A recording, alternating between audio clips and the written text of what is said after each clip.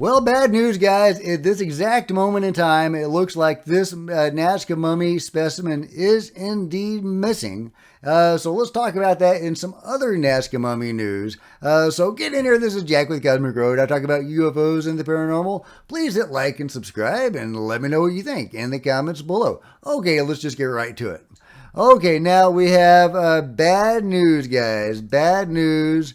The mummy that I reported the other day that seemed to be missing, and there were some conflicting accounts on whether it was genuinely missing or not. Well, this researcher from the Inkari Institute says they are indeed missing, or that one being is indeed gone. It's just so sad, guys. I'll just read his what he had to say. A being of approximately 160 to which we had access 3 months ago in January 2024. We were able to appreciate, photograph, and do a visual authentication. We could not recover it. This is what we have been trying to do these last few months. First observation, able to see that it is a mummy that has 3 fingers on its feet and hand. In addition, the hands are covering the bulging belly, and we believe that it could contain a fetus. And we have also detected with the naked eye that it has an average of 6 to 8 metal implants. Some of them are gold. All of this time, anyway, that's going way too fast. But okay, so there you go. That specimen, that seemingly pregnant Nazca mummy that was more or less human size with a big elongated skull and a golden implant on its forehead. Just an amazing specimen.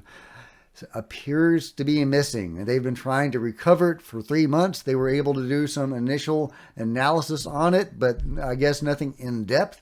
I don't think we're going to see any CAT scans or anything like that from it, although I would love to be proven wrong on that. And they've been trying to recover it for months, but it is at this time gone. Will it reemerge before April 4th, before the next press event? Well, I mean, man, we can only hope so. But this was really disturbing, disgusting news. I mean, this is what happens when you get UFO disclosure through the back door, guys. This is just, so frustrating, guys. But, you know, there are other mummies.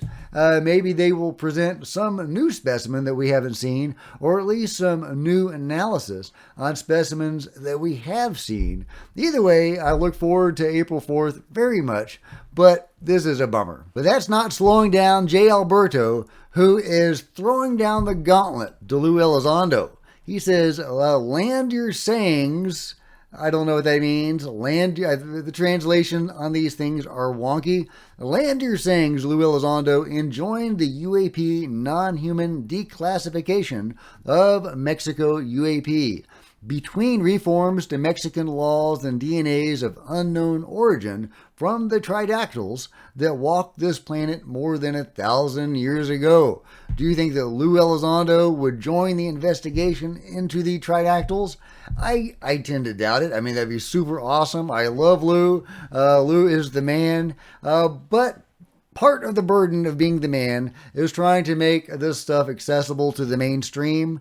The mummies are seen, rightly or wrongly, as fringe. They shouldn't be. I mean, this is as hard evidence as you could ever hope to find, barring a living alien walking across the White House lawn. But we've got deceased aliens that were involved with the humans of the time, and we know this from the artwork of the peoples, and that seem to have a global presence. This is as hard a proof as we could ever hope for. So it'd be wonderful if Lou or Gary Nolan or some other big names would join the mix on this, but I don't expect it because they are trying to make this accessible to the mainstream. So it is what it is, but I love J. Alberto trying to get Lou involved. Speaking of the problems with the Nazca mummies and the obfuscation they face and the cover-ups they're facing with studying these beings, The Ministry of Culture in Peru is making another attempt to remove the Nazca mummies from university grounds. This action comes as other governmental bodies and cities start to extend invitations to first-hand researchers in Peru, encouraging them to publicly share the findings from their 7 years of investigation. And yeah, I'll link to this, and you can listen to this researcher tell us all about it, and he does. It's such a frustrating situation where we have these official bodies trying to cover up probably the most significant thing that's ever happened for UFO disclosure. Meanwhile, this video has been getting a lot of play. This is pre the first Mexican UFO hearing, where Jaime Maussan is giving Ryan Graves a little briefing on the Nazca mummies and what to expect and what a big deal this is. And this is getting a lot of play, and people are trying to say, well, this shows, something negative about Ryan Graves, that he was, hypocritical or whatever. But I'm actually not going to come out against Ryan for this. So what if he understood beforehand that these bodies were going to be presented? That doesn't mean that his reaction afterwards was in any way disingenuous. I think it was an honest reaction. He was trying to, again, engage the mainstream on UFOs and trying to spread information about disclosure in UFOs to the mainstream, and all of a sudden it gets hijacked by the mummies, which again I think should be mainstream. We're never going to get anything harder proof than the mummies. Petrified proof, pretty hard. But